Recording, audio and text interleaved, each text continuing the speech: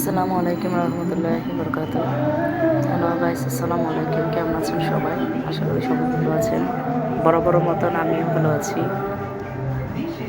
আজকে মেহমান আসবে, তো মেহমানদের জন্যই মানে মেহমান বলতে আমার কাজিনরা সবাই আসবে, এই জন্য সেমাই রান্না করেছি, তারপর গরু মাংস রান্না করেছি, মানে যতটুকু পারছি অতটুকু করছি।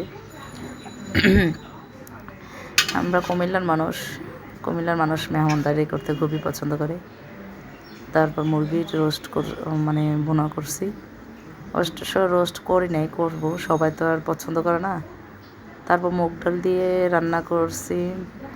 মুগ ডাল দিয়ে মুরগির হাত পা দিয়ে দিয়ে ছোট ছোট টুকরো দিয়ে জাস্ট মুগ ডালটা খেতে অনেক মজা হয়েছে। তারপর ছিল ডিম ভুনাগুলো অনেক সুন্দর। তারপর করেছি পোলাও, তারপর সাদা ভাত ছিল। এত কিছু তো আর একসাথে করে নিতে মনে নাই। ছোট ছোট ক্লিপ নিয়েছি আর তেমন প্ল্যান ছিল না ভিডিও বানানোর।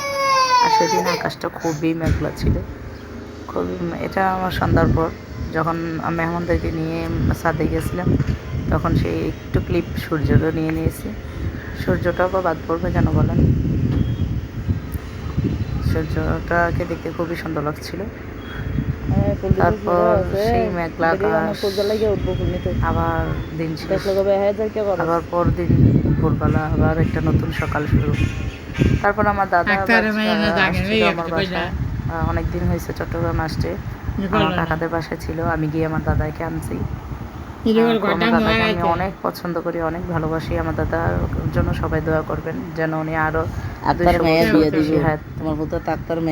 আমার দাদা আসলে খুব সরল মনের, সাদামাটা মনের। এরকম মানুষ আর আসবে কিনা সেটা জানি না। দাদাকে আমার অনেক ভালো লাগে। আমার দাদি মারা গেছে 2020 সালে। 4 বছর আমার দাদা এরকম ছেলেদের কাছে, নাতিনদের কাছে ঘোরাফেরা করে। আর একা আমার দাদা অনেক কথা বলে, অনেক আগের স্মৃতিগুলো মনে পড়ে। দাদার ছোটবেলার ইয়ং বয়সে দাদার সব স্মৃতিগুলো দাদা আমার সাথে শেয়ার করে। আমার খুব ভালো লাগে যখন আমার দাদার কথাগুলো আমি শুনি, তখন মনে হয় মানুষ এতটাও সরল হতে পারে। আসলে এই মানুষ না কখনো যদি না থাকে তাহলে মানে পৃথিবী অনেক বিরাট কিছু হারাবে।